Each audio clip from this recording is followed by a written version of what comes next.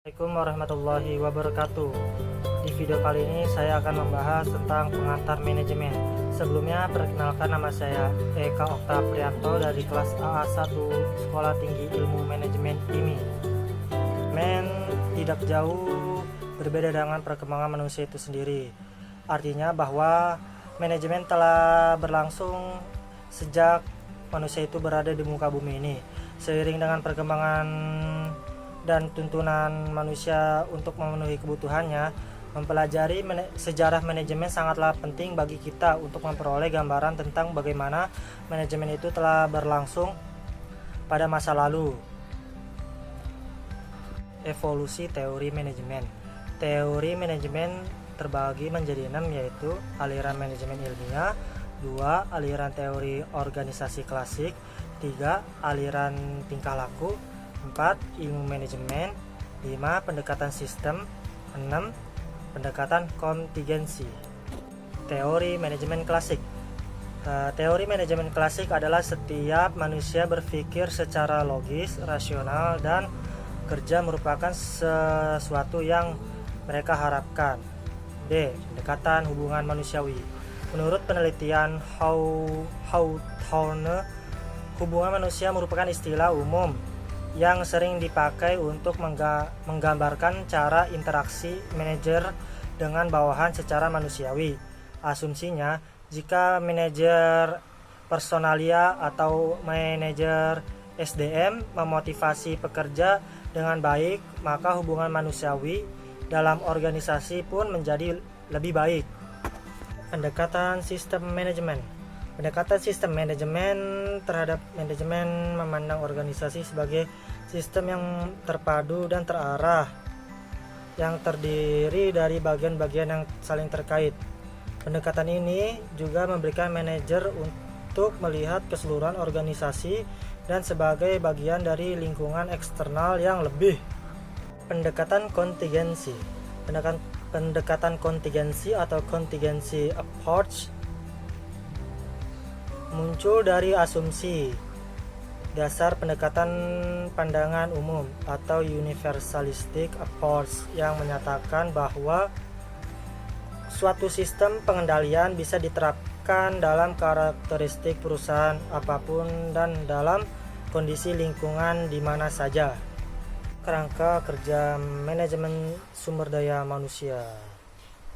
Sejarah tentang manajemen sumber daya manusia atau Human Resources Management atau HRM dimulai dari masa sebelum revolusi industri. Bentuk awal HRM atau Human Resources Management adalah kerjasama antara pengrajin dengan orang-orang magang selama era pra-industri di rumah-rumah penduduk di pinggir kota. Menurut Schuler, Dowling, Smart, dan Huber dalam bahasa Indonesia, manajemen sumber daya manusia atau MSDM merupakan pengakuan tentang pentingnya tenaga kerja organisasi sebagai sumber daya manusia yang sangat penting dalam memberikan kontribusi bagi tujuan-tujuan organisasi dan penggunaan beberapa fungsi dan kegiatan untuk memastikan bahwa sumber daya manusia tersebut digunakan secara efektif dan adil bagi kepentingan individu, organisasi, dan masyarakat. Fungsi-fungsi MSDM. Terdapat beberapa macam fungsi utama MSDM. Di dalam buku ini dikemukakan 5 fungsi utama, yaitu 1. Perencanaan untuk kebutuhan SDM, 2. Staffing sesuai dengan kebutuhan organisasi, 3. Penilaian kinerja, 4. Perbaikan kualitas pekerja dan lingkungan kerja, 5. Pencapaian efektivitas hubungan kerja. Tujuan MSDM menurut Schuler et al. Setidaknya MSDM memiliki 3 tujuan utama, yaitu 1. Memperbaiki tingkat produktivitas, 2. Memperbaiki kualitas kehidupan kerja, 3. Meyakinkan bahwa organisasi telah memenuhi aspek-aspek. Bab 3. Organisasi. A. Pengertian organisasi.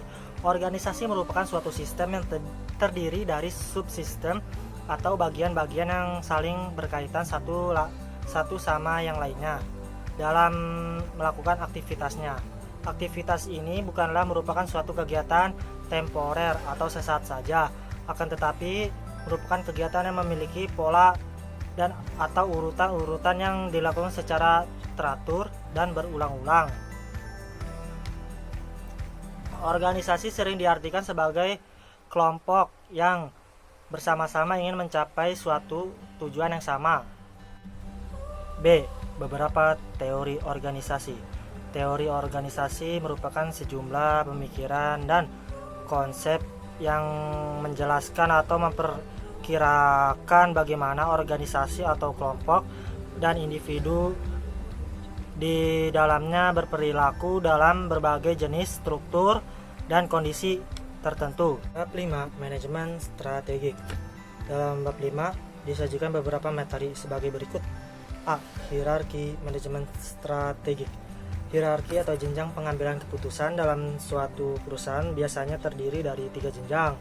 Pada puncak hierarki terletak tingkat korporasi atau perusahaan, yaitu suatu urusan yang merupakan sebuah kumpulan bisnis yang secara relatif independen, yang kadang-kadang disebut sebagai unit bisnis strategis atau strategic business unit atau SBU. Pada bagian tengah hierarki pengambilan keputusan terletak tingkat bisnis atau strategi kompetitif.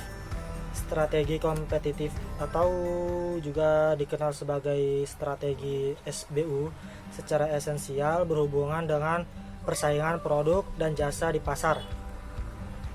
Pada bagian bawah hierarki pengambilan keputusan strategi terletak tingkat fungsional.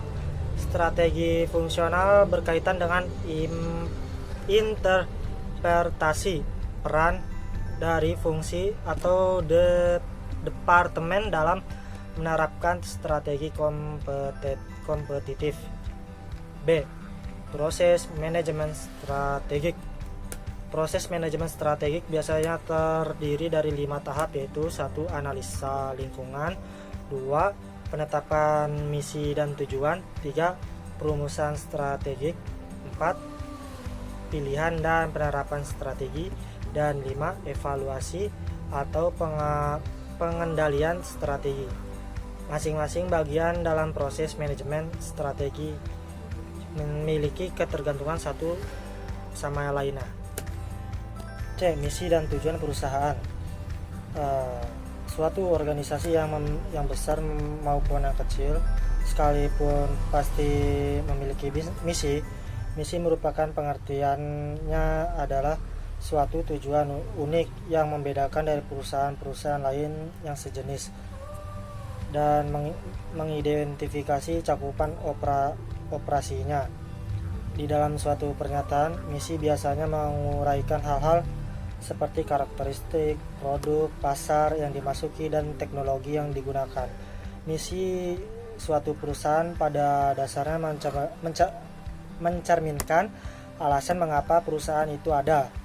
Dengan adanya suatu misi, maka perusahaan akan dapat memanfaatkan seluruh potensi yang ada untuk mencapai tujuan akhir secara efektif dan efisien. Sama halnya dengan misi, tujuan suatu perusahaan juga penting untuk diperhatikan. Tujuan atau objektif adalah landasan utama untuk menggariskan kebijakan yang ditempuh dan arah tindakan untuk mencapai tujuan perusahaan. Atau dengan kata lain, tujuan adalah suatu yang harus dicapai. Dengan demikian, setiap perusahaan perlu merumuskan misi maupun tujuan yang jelas. Walaupun ada bagian dari organisasi yang memandang misi itu tidak penting, namun ada beberapa alasan yang mendasari organisasi perlu menetapkan misinya. Apa yang ingin dicapai dari pernyataan misi itu? D. Tujuan organisasi. Pemahaman tentang tujuan organisasi sangatlah beraneka ragam. Hal itu disebabkan adanya latar belakang dan cara pandang yang berbeda-beda. William F. Glueck memberikan definisi bahwa tujuan adalah hasil akhir yang dicari atau dicapai organisasi dengan kemampuan dan aktivitas-aktivitasnya. Sedangkan Philip Kotler dan Paul M. belum memahami tujuan sebagai suatu sasaran organisasi yang dibuat khusus sehubungan dengan besarnya waktu dan siapa yang bertanggung jawab. Pengertian yang sama juga diberikan oleh Sukanto Reksohadiprojo. Tujuan diartikan sebagai suatu yang ingin dicapai serta diinginkan untuk dicapai. Dari pengertian tersebut di atas, maka jelaslah bahwa yang dimaksud dengan tujuan organisasi adalah suatu yang ingin dicapai dengan segala kemampuan yang dimiliki oleh organisasi tersebut. Namun, banyak pembaca yang menggunakan istilah-istilah seperti misi, strategi, dan kebijakan dan taktik dalam pengertian yang sama. Pada prinsipnya, istilah-istilah tersebut memiliki pengertian yang berbeda. Sesuatu yang ingin dicapai organisasi itu disebut sebagai tujuan, sedangkan strategi diartikan sebagai sebuah rencana dasar yang luas dari suatu tindakan organisasi untuk mencapai tujuannya. Taktik adalah sarana operasi bagi pelaksana sebuah strategi. Faktor yang mempengaruhi perumusan tujuan. Dalam menetapkan suatu tujuan, perlu dipertimbangkan faktor-faktor internal maupun yang mempengaruhi faktor-faktor tersebut, antara lain 1. Tujuan-tujuan perusahaan sebelumnya. Dalam menentukan tujuan organisasi pada masa yang akan datang, faktor keberhasilan dari tujuan-tujuan sebelumnya perlu dipertimbangkan.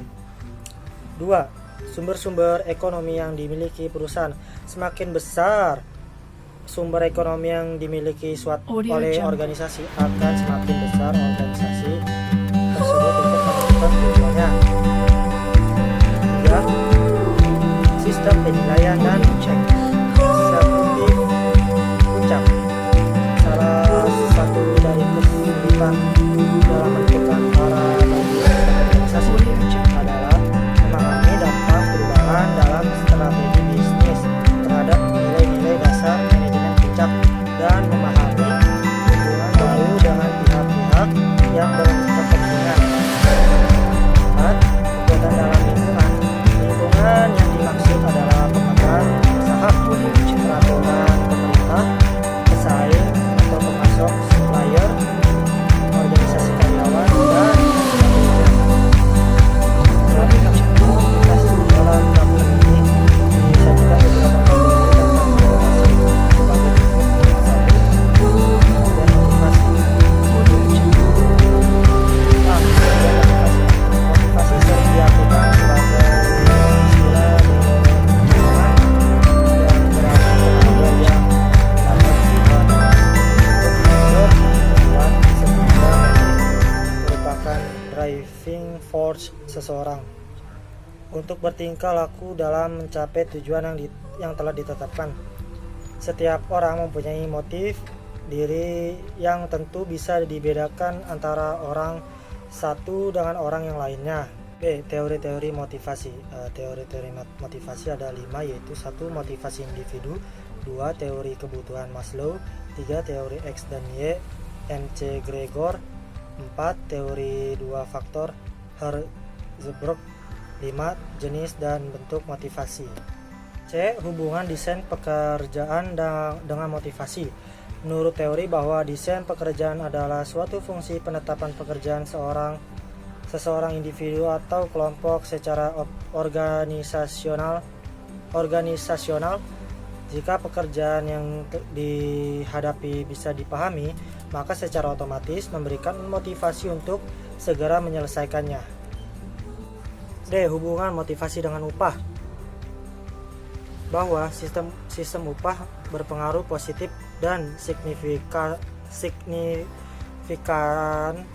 terhadap motivasi dan kinerja karyawan, di mana dari hasil analisis baik parsial maupun secara simultan keduanya mempunyai pengaruh yang signifikan satu sama lain.